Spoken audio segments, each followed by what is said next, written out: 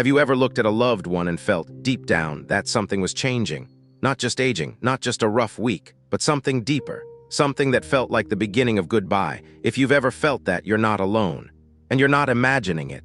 In this video, we're going to walk through 6 signs many elderly people show in the final 6 months of life. Physical changes, emotional shifts, spiritual reflections. These signs don't mean you should panic, but they are invitations to be more present, more understanding, and more prepared. This isn't about fear, it's about truth and love, and how we can honor those we care about through one of life's most sacred seasons. Let's begin. Number 1, physical decline before death. Have you ever watched someone you love start to slow down? And deep down, you knew something had changed. Not just a little tired, not just having a bad day, but a deeper kind of slowing, one that feels like the body is slowly stepping back from life. I saw it in my own mother. She was in her late 80s, still sharp, still laughing at old family jokes. But one spring, something shifted. She started sleeping more, eating less. She moved a little slower. Her hands, once always busy with knitting or folding laundry, began to rest more in her lap. I remember the first time I noticed it clearly. It was a quiet afternoon. We were sitting in the kitchen, the sun spilling through the window. I offered her a cup of tea, her favorite. She smiled but didn't reach for it, just said, "Maybe later." That wasn't like her. Tea was never a maybe. And over the weeks, more small things began to stack up. She couldn't finish a full plate at dinner. Getting out of bed in the morning took longer. Her voice, once so full of life, got softer. These signs didn't come all at once. They crept in slowly like a tide inching up the shore. At first, we called it aging. "She's just getting older," we said. But in time, we came to understand it was something more. This is what many people don't realize. Often, about 6 months before the end of life, the body begins its quiet process of slowing down. It's not dramatic, it's not sudden, but it's noticeable if you know what to look for. The most common and most telling change is a physical decline. Your loved one may become weaker. Walking across the room might suddenly seem like climbing a hill. They may lean more heavily on furniture, hold your hand a little tighter when getting up, or sit longer before trying to stand. Fatigue becomes a daily companion. Even after a good night's sleep, they may feel tired before breakfast. A morning shower becomes an exhausting task. Simple things like brushing teeth or getting dressed become slower, harder. And then there's the appetite. One of the most consistent signs is a noticeable decrease in appetite and food intake. Meals they once enjoyed now seem too big. They push food around the plate or skip meals altogether. The body, in a way, knows what it's doing. It starts to conserve energy. Digestion slows, the need for calories decreases. Sometimes it's not just about the food, it's about chewing, swallowing, or even just the effort of sitting up to eat. Weight loss often follows. Not from dieting, not from exercise, but a quiet, unintentional shedding. You may notice clothes getting loose, belts needing a new notch, rings slipping off fingers. At first, it's easy to brush off. They're just not hungry, it's the weather, it's a little bug. But when the decline is consistent, week after week, it's time to pay attention. Another sign, they spend more time in bed. Not just naps here and there, but full mornings under the covers. Afternoons resting in a chair. The body is beginning to shut down little by little. And it does it gently in its own quiet rhythm. You may also notice less interest in the world around them. They stop asking about the news. They don't watch their favorite shows. They miss a birthday or two, not out of rudeness, but because keeping track becomes too tiring. Now all of this can be hard to witness, especially when you're used to seeing that person active, lively, engaged. It can stir up feelings, fear, sadness, even guilt. But understanding these changes helps us respond with love, not panic. It helps us prepare not in fear but in presence. During those months with my mother, I began to shift how I showed up. I stopped asking her to eat more. Instead, I made her tiny meals, just a little fruit, a spoonful of soup. I stopped pushing her to go outside. I sat with her by the window instead. We played quiet music, talked about old stories, held hands a little longer. And I learned something beautiful in that time. Physical decline doesn't mean giving up. It means transitioning. The body is letting go, yes. But that doesn't mean love stops. It just means we love differently. If you're watching someone go through this right now, or if you're noticing it in yourself, know this. You're not alone. These changes are natural. They're part of life's final chapter.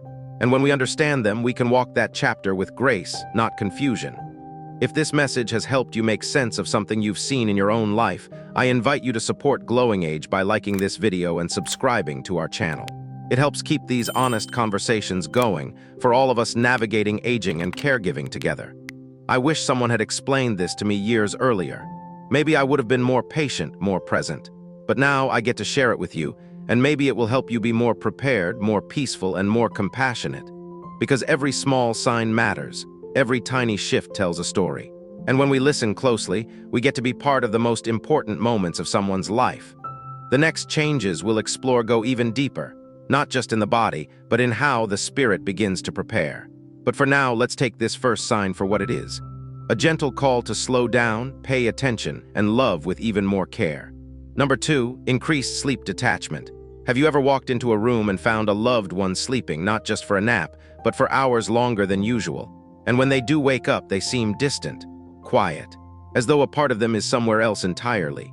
It's a hard thing to describe, but if you've seen it, you know what I'm talking about. This happened with my Uncle Harold. He was a strong man his whole life, built houses with his bare hands, drove trucks across the country, raised a family on sweat and willpower.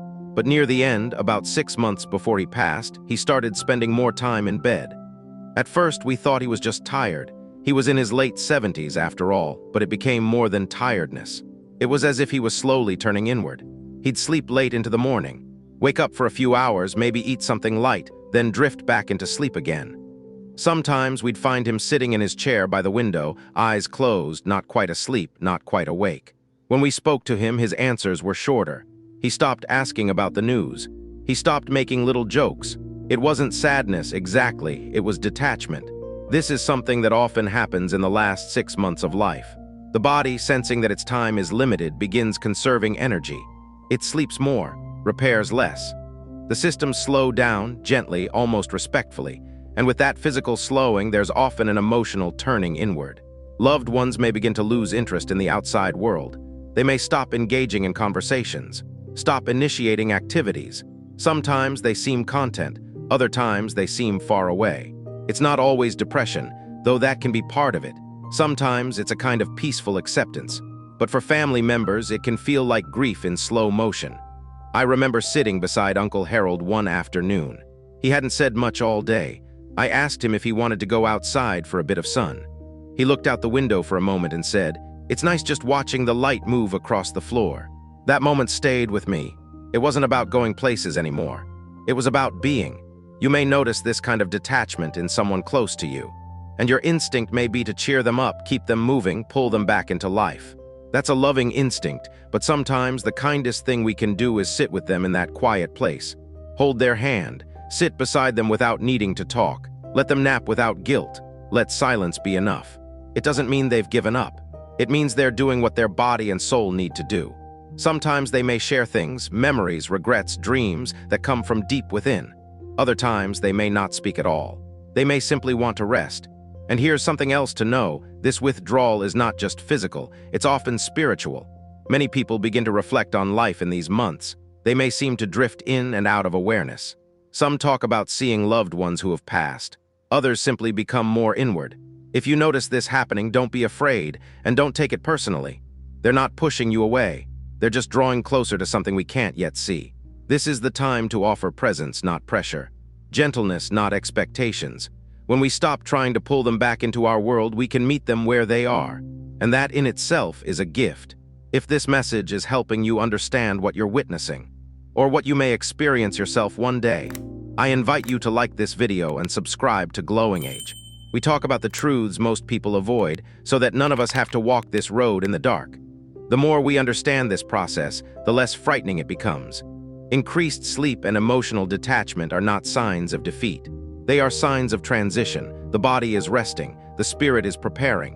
And our job as loved ones is simply to be there, to witness, to support, and to love even in the stillness. There's a quiet kind of beauty in that, a depth of connection that words can't reach. And if you've ever had the honor of sitting with someone in that space, you know it changes you forever.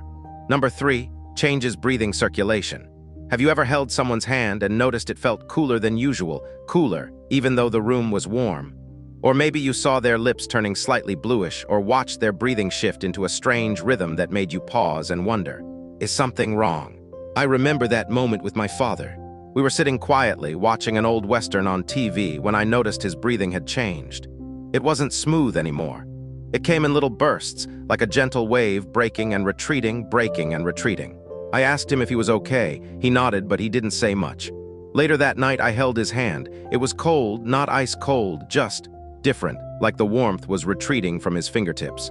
These are signs many people miss or brush off, but they're some of the clearest ways the body tells us it's preparing for the end.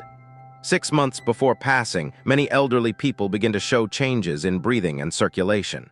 The body's systems, once so automatic and strong, start to slow down. The heart doesn't pump as efficiently.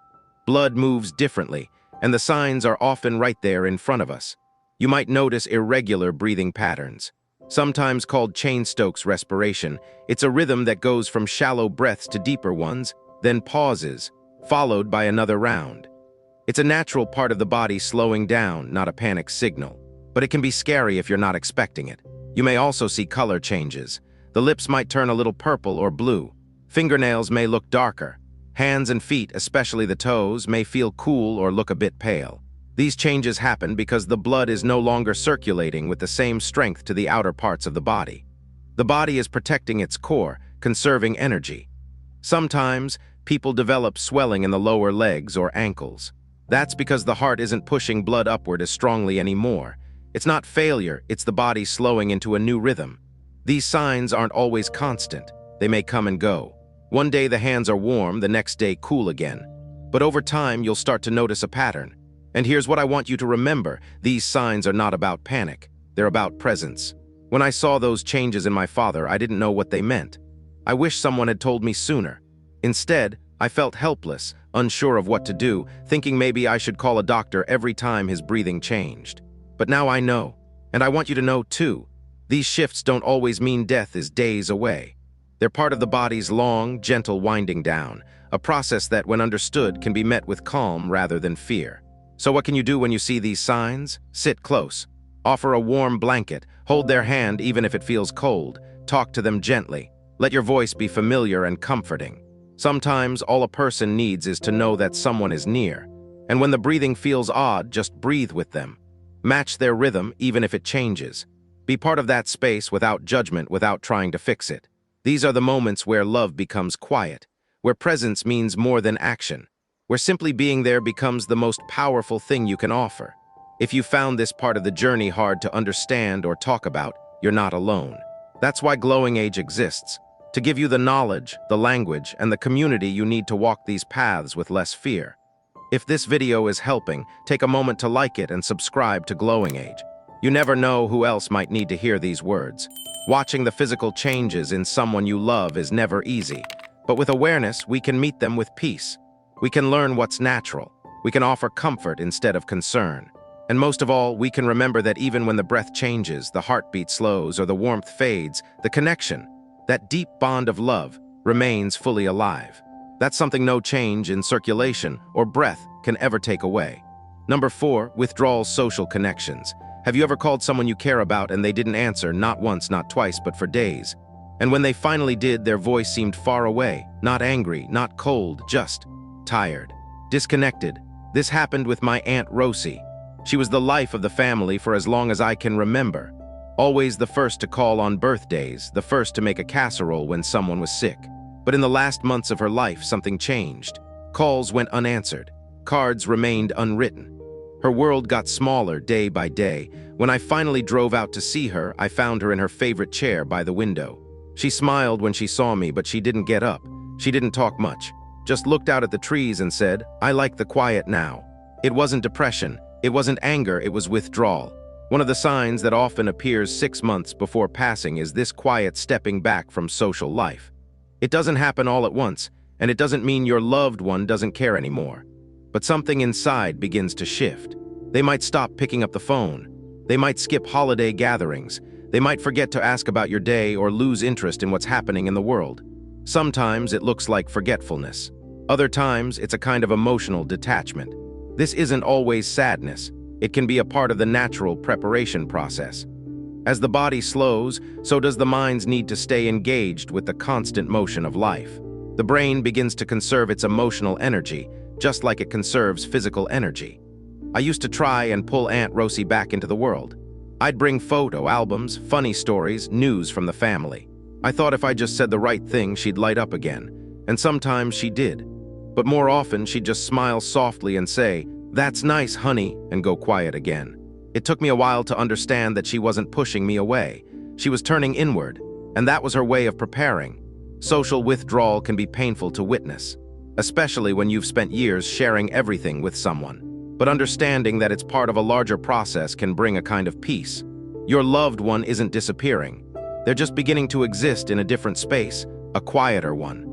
A space that doesn't need constant input, but rather simple presence. So what can you do? Be there, not to talk, not to fix, just to be. Sit beside them even if they don't speak. Hold their hand, share a quiet moment. Let them know they're not alone, even if they don't want conversation. And when they do want to talk, be ready to listen. Often, what they choose to say in these moments is rich with meaning. It might be a memory, a reflection, a worry, or a wish. And sometimes it's just silence that says more than words ever could. There's a grace to being with someone who is gently letting go, and that grace can change you. It makes you slower, softer, more in tune. If this is something you're walking through with someone right now, or if it brings back memories of someone you've loved, I want you to know you're doing something sacred. Being present through someone's withdrawal isn't easy, but it matters. And if you're finding comfort or guidance in this, I hope you'll support Glowing Age by subscribing and liking this video. We talk about the hard stuff here because avoiding it doesn't make it easier, but understanding it does. As Aunt Rosie once told me near the end, "You don't need to fill the silence, just sit with me. That's enough." And truly, sometimes the quiet moments are where the deepest love lives. Number 5, emotional spiritual shifts. Have you ever heard someone nearing the end of their life say something that felt different? Not just a memory, not just a story, but something deeper, something like they were reaching beyond the present moment. My neighbor, Mr. Louis, was one of those people. He was a quiet man, well into his 90s, and didn't speak much. But in his last year, he began saying things that stopped me in my tracks. One afternoon, while sitting in his garden, he said, "I see her sometimes, you know, my wife. She waits by the fence." His wife had passed nearly 10 years earlier. Now some might say it was confusion. But if you'd seen his face, heard the peace in his voice, you might have thought differently. I did. About 6 months before death, many elderly people begin to experience emotional and spiritual shifts. These are moments that don't always fit into the medical charts, but they're just as real and just as important. It may start with reflection, a desire to talk about the past, especially unresolved memories or long-lost loved ones. They might ask questions about old friends or bring up names you've never heard before. This isn't just nostalgia. It's a kind of soul work, making peace with life, tying up loose ends. You may also hear them talk about death more directly, not in fear always, but in curiosity. They may ask what you think happens next. They may say they feel ready. Or they might express a kind of emotional release, saying they're tired or that they've done what they came here to do. It's common for people to speak about seeing those who have passed, parents, siblings, even children. They may say they're visiting or waiting. This can be deeply moving. And while there's no way to explain it fully, many caregivers and family members have witnessed it, across cultures, generations, and beliefs. And there's often a quiet peace that settles in, a shift from fighting to accepting. You might notice your loved one smiling at nothing in particular, or simply sitting in silence as if they're listening to something you can't hear. These moments can be profound, but they can also be hard to witness if you're not expecting them. I remember when my cousin called me, panicked, because his father kept talking to his late brother in the middle of the night. He thought it was a sign of losing touch with reality. But the hospice nurse simply said, "It's normal, it's part of the journey." And what a journey it is, because as the body slows, the spirit often awakens. It reaches inward, and maybe even outward. And whether you see it as spiritual or simply psychological, it deserves to be treated with dignity and respect.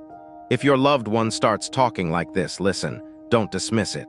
Don't correct them. Ask gentle questions. Let them share, let them process. Because in those conversations, real or imagined, there may be healing. There may be peace. There may be closure. This is not the time for arguments or debates.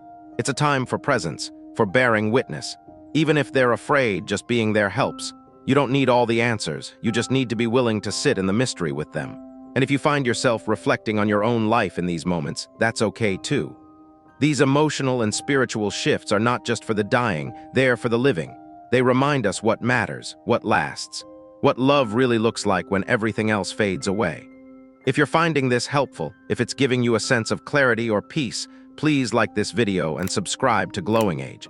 We're building a place where truth and tenderness meet, because these conversations deserve to be heard. As Mr. Louis told me not long before he passed, it's not just about letting go. It's about remembering what you're holding onto. And sometimes in those final months, the heart speaks the loudest, even when the voice grows soft. Number 6, medical warning signs. It always starts small. A cough that lingers, a bruise that doesn't heal, a few more trips to the doctor than usual. It's easy to write these off as part of getting older. And often, that's exactly what we do. But sometimes, these small things are signals, subtle medical signs that the body is starting to struggle in a deeper way. 6 months before the end of life, many people begin to show clear, physical warning signs that their body is preparing for its final chapter. These signs are often overlooked at first. They might seem like isolated health issues, but taken together, they paint a bigger picture. I remember watching this happen with my friend Henry. He'd always been a fighter, through 2 heart surgeries, diabetes, and even a battle with pneumonia in his 70s. But one year around the holidays, I noticed something was different. He got sick more often. A cold turned into a chest infection. Cuts on his skin healed more slowly. His doctor visits went from every few months to every few weeks. Then came the hospital stays. One night for breathing trouble. Another time for low blood pressure. Then a fall that landed him in rehab. Each incident on its own didn't feel catastrophic, but altogether they were signs his body was losing its resilience.